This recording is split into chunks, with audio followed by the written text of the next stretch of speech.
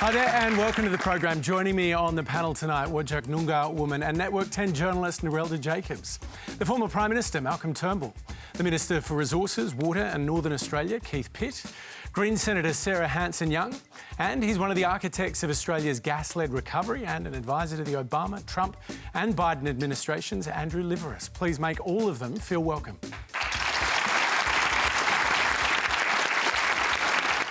Mr Turnbull, following the Uluru Statement and the Referendum Council report back in 2017, you repeatedly asserted that having a third chamber or an assembly would be contrary to our democracy.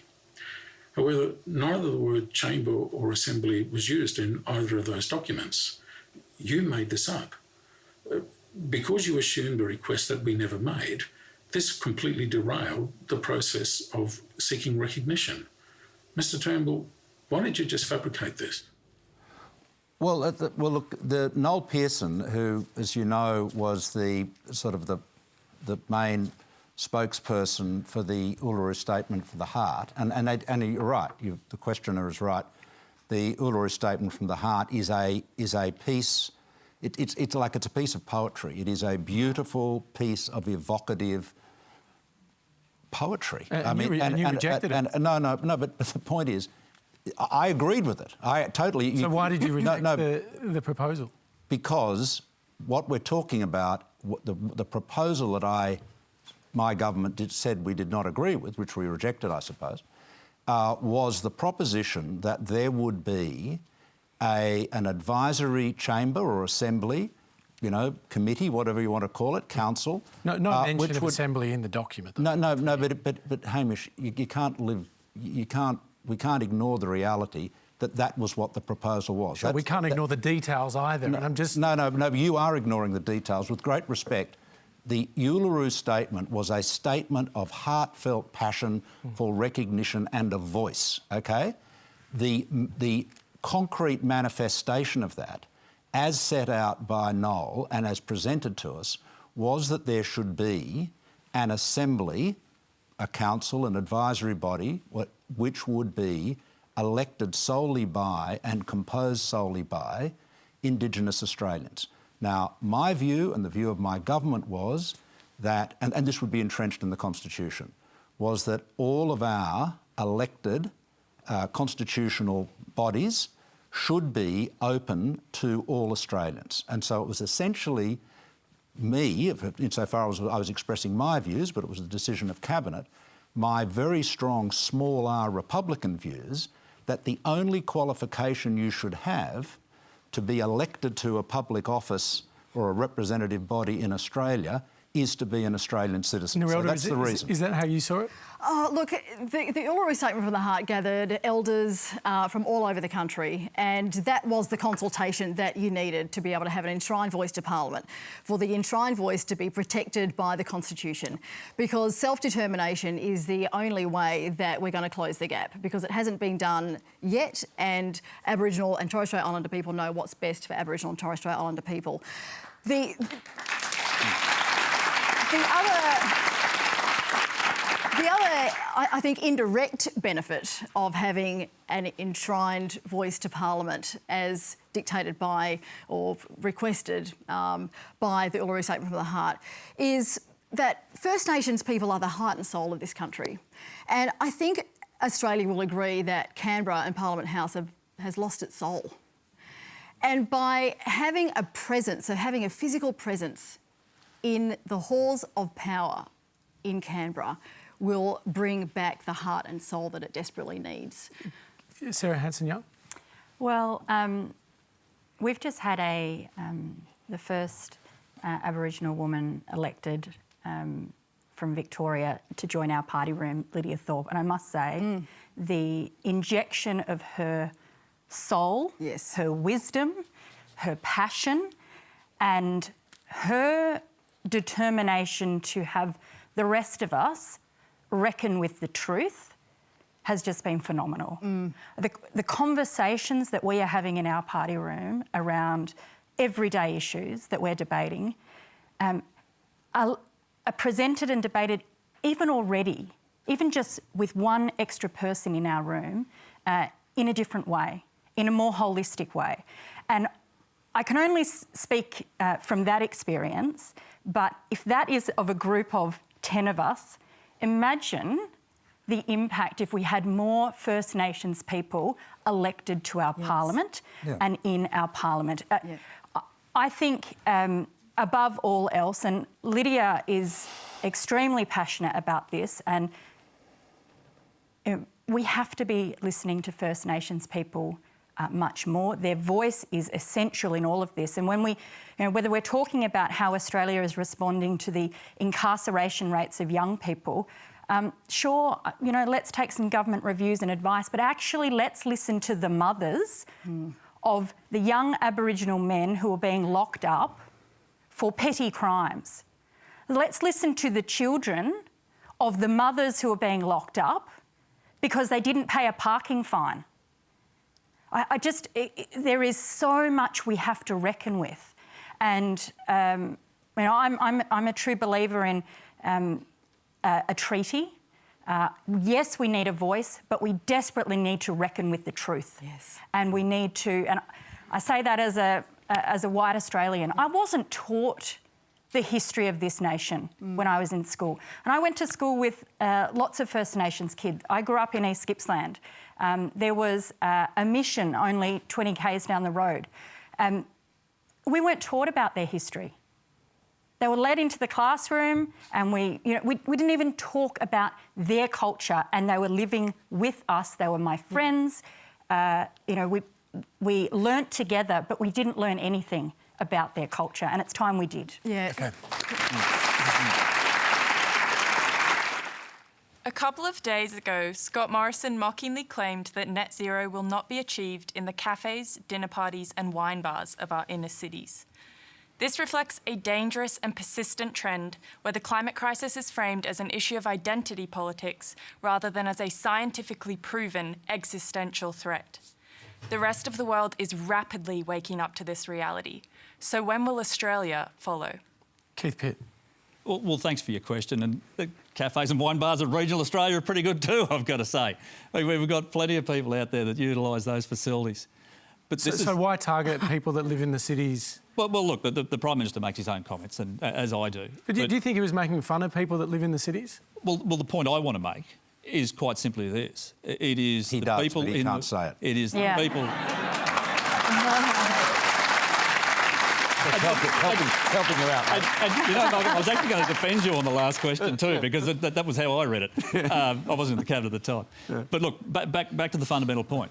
This is about who pays. And who pays is regional Australia, because they are the ones that rely on the mining sector, the gas sector, the agricultural sector, our big exporters, our intensive industries in terms of where we deliver our products right around the world.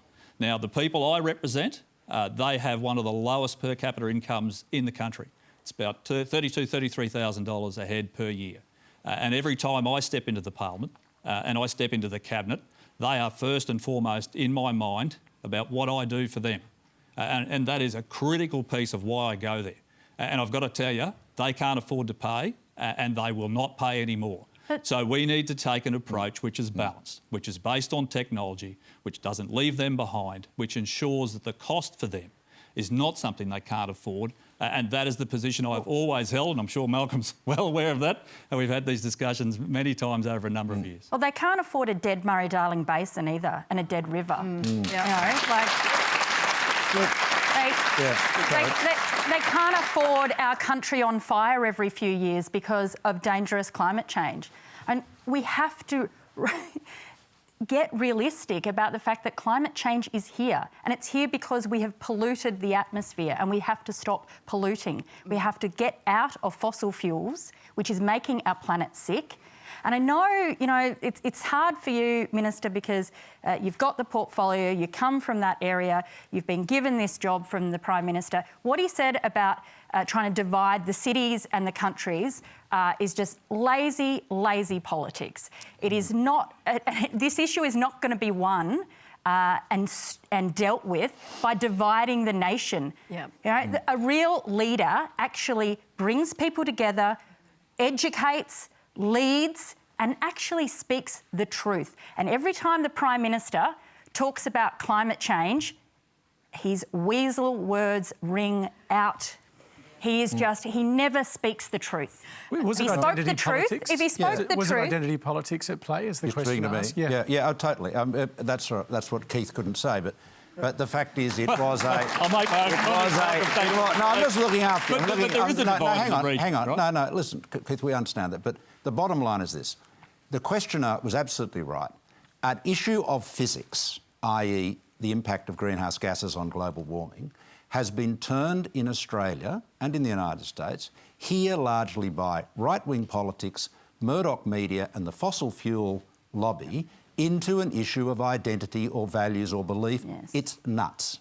Saying you believe or disbelieve in global warming is as intelligent or sensible as saying you believe or disbelieve in gravity. So we've got to stop the ideology and the idiocy, focus on engineering and economics, and make this transition to the clean energy economy we need. And So where does Keith Pitt fit in this then? Keith, but listen, hang on, just let me answer this. Keith, seriously, you are, don't want to be personal at this, but the views you're expressing are abandoning people in regional Australia. Oh, it's setting them up for failure. Absolutely setting them up for failure. I mean, we have got, here in New South Wales, there's a by-election in the Upper Hunter, right, in the Upper Hunter Valley. The John Barilaro, the Deputy Premier of New South Wales, wants to have unconstrained, open-cut coal mining, cutting up that beautiful valley with, horse breeding, agriculture, cattle, every form of wine, vineyards. He wants to keep... This is up near where you've got a farm. Yeah, you did, absolutely, that's right. I've had it for many years. But the point of the matter is, we know that the demand for coal is going to decline. It has to, otherwise we're in a lot of trouble. And we know that's going to happen. And what are we going to do? How much more of our great country are we going to just throw into the maw of the coal industry, and what will be left? No jobs and no future. We've got to make that transition for the sake of the regions. And we can have the strongest regions with cheap, affordable, clean energy and great jobs, but we've got to stop the denialism. You've got to give me a chance to respond. Briefly, if you could, I want to move on briefly. Very briefly. Malcolm, that's not the numbers I've got. Demand continues to increase. But once again, we are talking about... Hang on, I'll give you a go. Keith. We're talking about fuel. Once again, we're talking about fuel, not emissions. Now, the numbers are straightforward. 19% reduction since 2005 levels. So we've actually outstripped Japan, New Zealand, Canada, the US. We've done better than all of them in terms of emission reductions. And why can't technology be utilised for the resources that are in Australia, which are gifted to the Australian people for their benefit? Now, whether that is gasification, whether it's CCS, whether it's combined with hydrogen or gas, doesn't really matter because emissions come from the back. Do you think we have to reduce pollution? Oh, it's crazy. Well, we're doing that now. Well, we're not. We're It's not. not true. Well, 19% reduction. So Alan Finkel was wrong today. The US has just announced that they're going to double their reduction targets by 2030. The UK is going to triple what Australia is doing. We are left in the wilderness here. And yet we're in front. It is. You are crazy. This is bonkers. It is Seriously, absolute bonkers. Alan Finkel today, 19% reduction since 2000. Let's just be respectful. It's crazy. I want to bring Andrew Liveris in. fairyland. Just as we've gone to air tonight, most of our studio audience won't know this, but President Biden in the United States has just announced a new emissions target. The US is going to work to reduce emissions by up to 52% on 2005 levels by 2030. Is Australia now left behind? Look, I'm totally gobsmacked at the politicisation of this discussion in Australia and the extremism of it. I think I'm the only engineer on the panel. Not so true. are you an engineer too? Yeah. I grew up in... And you both love fossil fuels, so I don't know what that proves. That is absolutely totally... I got told that you can intervene any time. That's wrong, and I can show you why in a minute, OK? Yeah. But before I answer you... You're the gas man. What are you talking about? I am an energy policy man, which is all of the above. Do you know what that means? That means what President Obama did, OK? What President Obama did, I don't know if you are pro-Obama or not, but what President Obama did was he read a book I wrote, and I'll send it to you, called Make It in America, that had an energy policy that was all of the above. So the extremism of the conversation, as just shown, is wrong. You actually have to put it all in place. And if you don't put it all in place, you'll never get the emissions reductions on a sustained basis. You'll get it as economies go up and down, as we've just seen in COVID. So you're meeting targets falsely. So you actually have to have trajectories and plans. I want to be clear on this. What should Australia's target be, in your view? We should be net zero by 2050, absolutely. Should we be more than that? We should be more than that. What should we be then? OK, so I would like the Alan Finkel Technology Roadmap Plan. I would like to see coal defined in its 3 forms, not just 1 form. I'd like us out of thermal coal as fast as we can, low grade. But I don't want the Chinese building all thermal coal while we get out of it. So we've got to enable a transition. And the word transition may be a strange one, but it's a transition that enables us to do the 4 things well. And if you know the 4 things, great. If you don't know them, I can talk about them now. But President Obama put these in place, OK? Now, I was very vocal against President Trump when he abandoned Paris. In fact, we and 100 CEOs in America wrote a letter and published it in the New York Times and the Washington Post. I'll send it to you if you're interested. Basically saying that the US should not leave Paris. And Malcolm knows I did this, OK? So the US business community has got a plan. And President Biden is now putting that plan in place. Yes, so this is where I want to draw you back to Australia, right? Because there is no clear commitment on 2050. We should absolutely have it. Should we, though, commit to net zero before 2050? And when should it be? I don't have a great answer to that because I don't know the Australian inputs as well. This is an input question and then an output question. Now, carbon sequestration is very key to this. That was announced just yesterday. But business, just so we're all clear, business needs a clear commitment to a target of net zero by at least 2050. Totally, totally. And the entire Australian continent needs that because of the effects of climate. I don't deny that. I absolutely, totally believe in climate science. I've never said anything opposite that. But Andrew... But we need a migration plan that doesn't kill parts of the Australian economy. But Andrew, that's the part that unfortunately the theory doesn't address. We need a pragmatic plan that enables us to put hydrogen in place, to put batteries in place, to put another snowy hydro in place, to absolutely totally put pipelines in place, to use fossils not as fuels but as feedstocks. 95% of the stuff you consume, your house, your car, what you wear, what you walk on, is based on carbon. You can't get carbon out of the economy. You cannot. And if you want the engineering around that, I'll show it to you. So to do all of this, do we need a price on carbon? I told that 4 things. The 4th was a price on carbon. So you believe we need that? I'm a total supporter of that. I worked for President Bush and President Obama with a team of business people doing US CAP. Go look it up.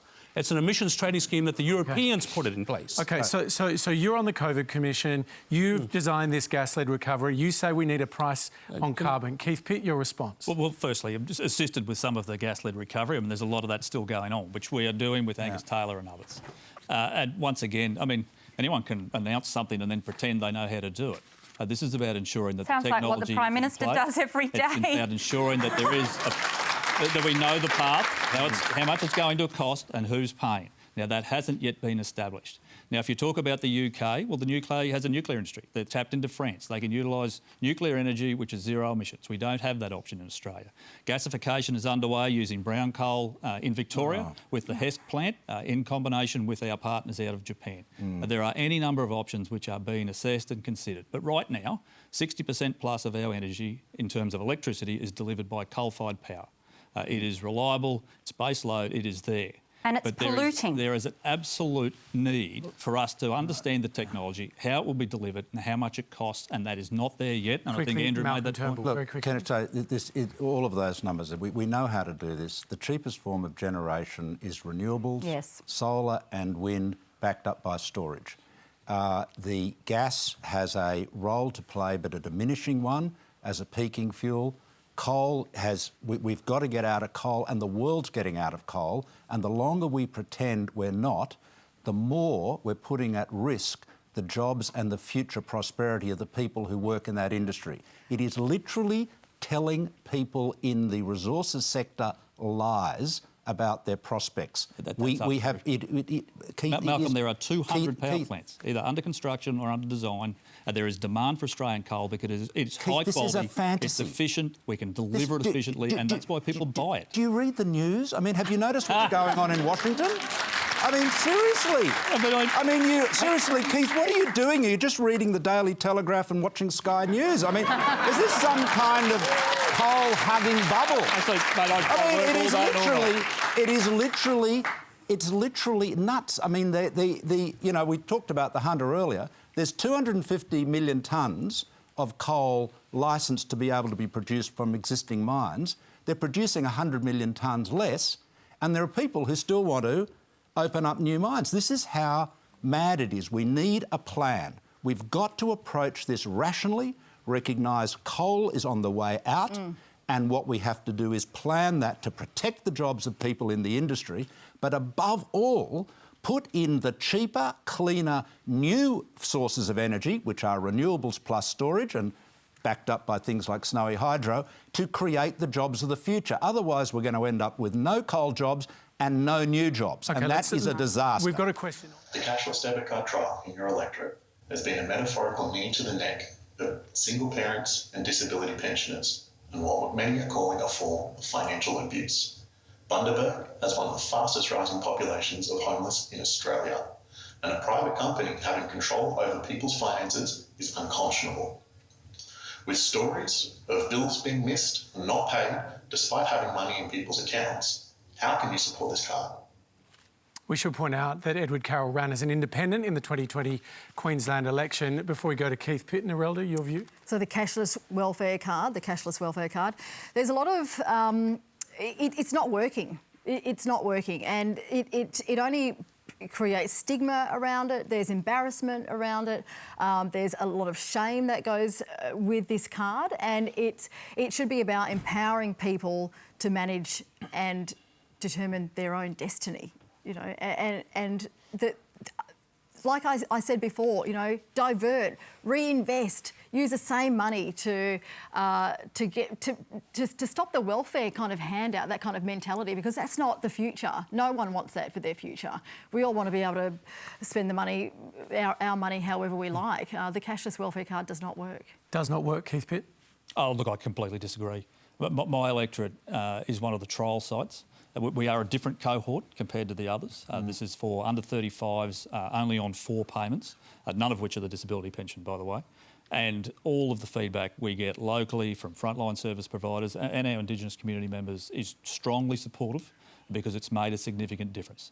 Now, difference to what? Well, it makes a difference because there are other services, if that's what you're saying, that it does make a difference, because other services are operating in unison with it. So there's actually, while where the trials are underway, it looks like the card is working. It may well be the other services that are provided to that community that is actually the most effective. So just to finish, I have the largest trial site in the country. We are not a majority Indigenous location. It is under 35s, and within a short period of time, one of my big challenges is in youth unemployment. Right, it was outrageously high, 27%. Right, that's unacceptable. Within some months, that was down to 17%. The feedback from people who are providing food baskets and a pile of other things. This is very tough policy. Right? I absolutely acknowledge You're stripping people's autonomy. But it's tough but necessary, and it matters and it makes a difference. And the people I represent, they want me to do something. And the option, what is the option put up by others, is to do nothing and let this continue. I'm just not up for that. Now, we cop a fair bit of flack, as do others, and I understand that. But if I'm ensuring that 1 kid, 10 kids, 50 kids are getting fed every single week and getting the fundamentals of life, I'm willing to have the fight. Andrew Liveris, if the data suggests that, is it worth it, stripping people's autonomy away? Look, I am totally not an expert in this area at all, and so I would like to defer to the people who know something about the subject. Malcolm Turnbull? Well, obviously I haven't been in politics for nearly 3 years now, but while I was there, I went and spent a lot of time with several communities where the cashless debit card was being used, and I had very positive feedback about it from communities. I remember one of the most evocative, eloquent speeches I've heard was actually in Kalgoorlie, from meeting with Indigenous people there, from a woman a grandmother who spoke about, you know, what the lives that it was saving. So I guess all I'm saying is, and you know, between Narelda and Keith, it's complex. People are complex. Situations are complex. They are trials, and I think it's really important to get the feedback from them. But in terms of the anecdotal, you know, information I got, it was really heartfelt and actually positive. So, Narelda, if it is improving the data, if it is getting people into jobs, if... There's no single solution. But is it justified? Well, no one ever wants a handout. You only ever want a hand up. And this card is all about handouts. And we need to change up the narrative. Narelda, the card's basically designed to ensure that people can't spend the money, you know, whatever the welfare payment is that's covered by it, on 80% is quarantined on the debit card. You can't purchase alcohol, gambling products, and with a reduction in cash, illicit substances. You can't go to a farmer's market. So that's what it is. So it's 20% goes to your normal account. I mean, you can say it's nanny state. It's, you know, it's... Well, isn't it? I mean, it sounds like the kind of thing that happens in an authoritarian country. Well, no.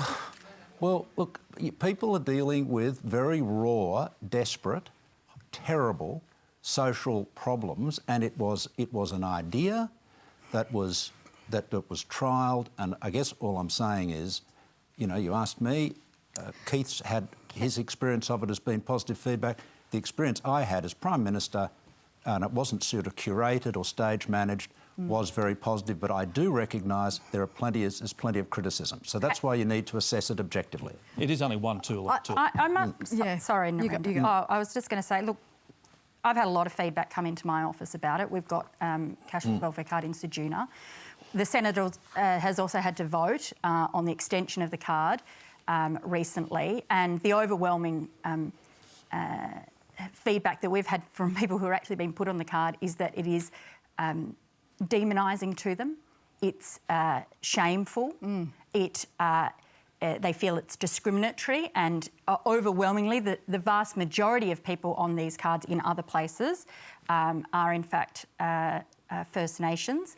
But I must say the thing that I'm mostly worried about right now, Hamish, is what it does to women who are trying to get out of terrible domestic violence situations. I think that it really locks them in, and it's very dangerous for them and their children, and the government is just not looking at that at all. It's certainly not the advice we've had. Can I just say that this is a prime example as to why we need to have a voice to Parliament, to be able to give the definitive yes, we can do this, or no, but there are better solutions out there. If I can cast our mind back to some of the history books here, where I come from, Whadjuk Noongar country, traditionally people were born knowing exactly their purpose, exactly where they belong, their identity. Women were equal, if not the leader of their families and their mob. Sister girls, brother boys, non-binary people were all completely accepted as living their purpose. Everybody was born in the body that they were meant to be. You were there because you were meant to be there in the form that you were born, and you were all living your purpose. When the colonisers came and invaders came along, they brought with them the patriarchy, and the symptoms of the patriarchy and colonialism is misogyny, sexism, racism, discrimination, homophobia, transphobia. None of those things existed before the colonisers came. So that is why having a presence and having the visibility in our communities, and until Australians stop saying, I've never met an Aboriginal person, they don't live in my community, then we need to work harder to make sure we see the Aboriginal people that live in your community, because that's when it will change this country for the better. Yeah.